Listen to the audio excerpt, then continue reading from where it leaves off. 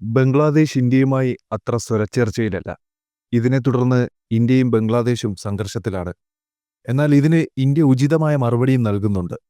ഈ സാഹചര്യത്തിലാണ് ബംഗ്ലാദേശ് പൊടുന്നനെ തുർക്കിയിൽ നിർമ്മിച്ച ചാര ഡ്രോണുകൾ ഇന്ത്യൻ അതിർത്തിയിലെ ചിക്കൻ നെക്ക് മേഖലയിൽ പറത്തിക്കളിക്കുന്നത്. ബംഗ്ലാദേശിന്റെ പ്രധാനമന്ത്രിയായിരുന്നല്ലോ ഷെയ്ഖ് ഹസീന. അവർ ഇന്ത്യയുമായി നല്ല സൗഹൃദത്തിലുമായിരുന്നു. അങ്ങനെ നോക്കുമ്പോൾ ബംഗ്ലാദേശും ഇന്ത്യയും തമ്മിൽ നല്ല ബന്ധമാണ് നിലനിന്നിരുന്നത്. എന്നാൽ ബംഗ്ലാദേശിൽ പൊട്ടിപ്പുറപ്പെട്ട സംവരണ വിരുദ്ധ അക്രമങ്ങൾ കാരണം ഷെയ്ഖ് ഹസീന പ്രധാനമന്ത്രി സ്ഥാനം രാജിവെച്ച് ഇന്ത്യയിൽ അഭയം പ്രാപിച്ചു. അതിനുശേഷം ബംഗ്ലാദേശിൽ ഒരു ഇടക്കാല സർക്കാർ രൂപീകൃതമായി.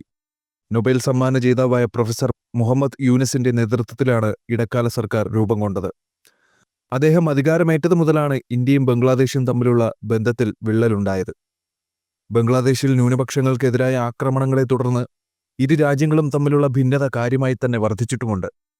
അതോടൊപ്പം ബംഗ്ലാദേശ് ഇന്ത്യയുമായി നിരന്തരം സംഘർഷത്തിൽ ഏർപ്പെട്ടിരിക്കുകയാണ്. അങ്ങനെയാണ് ബംഗ്ലാദേശ് അതിർത്തിയിൽ ചാര ഡ്രോണുകൾ ഉപയോഗിക്കാൻ തുടങ്ങിയത്.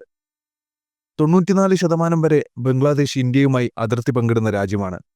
അതായത് ഇന്ത്യക്കും ബംഗ്ലാദേശിനും ഇടയിലുള്ള അതിർത്തി പ്രദേശം മൊത്തം 4096 കിലോമീറ്റർ ദൂരമാണ് വ്യാപിച്ചു കിടക്കുന്നത്. ഇതിൽ പശ്ചിമ ബംഗാളുമായി പരമാവധി 2217 കിലോമീറ്റർ അതിർത്തിയാണ് പങ്കിടുന്നത്. ഇതുകൂടാതെ ഇന്ത്യയിലെ വടക്ക് കിഴക്കൻ സംസ്ഥാനങ്ങളായ അസം, ത്രിപുര, മിസോറാം, മേഘാലയ എന്നീ സംസ്ഥാനങ്ങളുമായും ബംഗ്ലാദേശ് അതിർത്തി പങ്കിടുന്നു. ഇതിലെ പ്രധാന മേഖലയാണ് ചിക്കൻ നെക്ക് അഥവാ കോഴിക്കഴുത്ത് എന്ന് വിളിക്കുന്ന പ്രദേശം. അതായത് വടക്ക് കിഴക്കൻ സംസ്ഥാനങ്ങളെ ഇന്ത്യയുടെ മറ്റു ഭാഗങ്ങളുമായി ബന്ധിപ്പിക്കുന്ന മേഖലയാണ് ഈ ചിക്കൻ നെക്ക് എന്ന് പറയുന്നത്. പശ്ചിമ ബംഗാളിലെ സിലിഗുരി ഇടനാഴിയിലാണ് ഇത് സ്ഥിതി ചെയ്യുന്നത്. അതായത് വടക്ക് കിഴക്കൻ സംസ്ഥാനങ്ങളെ പശ്ചിമ ബംഗാൾ വഴി ഇന്ത്യയുമായി ബന്ധിപ്പിക്കുന്ന സ്ഥലമാണ് ചിക്കൻ നെക്ക്. ഈ സ്ഥലം മാപ്പിൽ നോക്കിയാൽ കോഴിയുടെ കഴുത്ത് പോലെ തോന്നും. അതിനാലാണ് ചിക്കൻ നെക്ക് എന്ന് പേര് ലഭിച്ചത്. കോഴിയുടെ കഴുത്തിന്റെ ഒരു ഭാഗമാണ് ബംഗ്ലാദേശ് അതിരിടുന്നത്. ഈ അതിർത്തിയിലാണ് ബംഗ്ലാദേശ് ചാര ഡ്രോണുകൾ ഉപയോഗിക്കാൻ തുടങ്ങിയതും. അതായത് വിവിധ ആധുനിക സൗകര്യങ്ങളുള്ള തുർക്കി നിർമ്മിത ബയക്തർ TB2 ഡ്രോണുകൾ ഉപയോഗിച്ച് ബംഗ്ലാദേശ് ചാരപ്രവർത്തനം ആരംഭിച്ചു. ഈ ഡ്രോണുകൾ ഒരു മെയിൽ തരമാണ്. അതായത് ഇടത്തരം ഉയരത്തിലുള്ള ദീർഘസഹിഷ്ണുത തരമെന്ന് പറയാം. ഇവയെ വിദൂരമായും സ്വയംഭരണപരമായും നിയന്ത്രിക്കാനാകും. പരമാവധി 300 കിലോമീറ്റർ ചുറ്റളവിൽ 24 മണിക്കൂർ തുടർച്ചയായി ഇതിന് പറക്കാനും സാധിക്കും. ഈ ഡ്രോൺ US MQ-9 റിപ്പർ ഡ്രോണിനേക്കാൾ 8 മടങ്ങ് ഭാരം കുറഞ്ഞതാണ്. മണിക്കൂറിൽ 230 കിലോമീറ്റർ വേഗത്തിലും ഇതിന് സഞ്ചരിക്കാൻ സാധിക്കും. ആധുനിക യുദ്ധമുറയുടെ ആക്രമണ രീതിയായ ലേസർ ഗൈഡൻസ് ഉപയോഗിച്ച് മിസൈൽ വിക്ഷേപണം നടത്താനും ഇവയ്ക്ക് കഴിവുണ്ട്.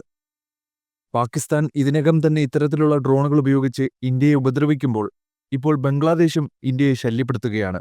ബംഗ്ലാദേശിന്റെ ഈ നടപടിയാണ് ഇപ്പോൾ ഇന്ത്യക്ക് പ്രശ്നമുണ്ടാക്കുന്നത്. ഇതുമൂലം രാജ്യം കടുത്ത ചില തീരുമാനങ്ങൾ എടുത്തിരിക്കുകയാണ്.